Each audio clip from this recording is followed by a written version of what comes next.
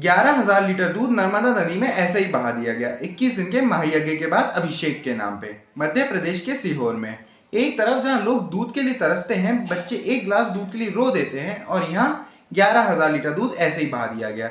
ये धर्म नहीं है, सीधी सीधी बर्बादी है।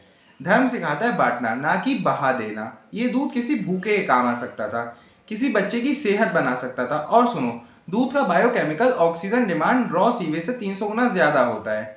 मतलब पानी का ऑक्सीजन खत्म, मछलियां और एक्वेटिक लाइफ घुट के मर सकती हैं।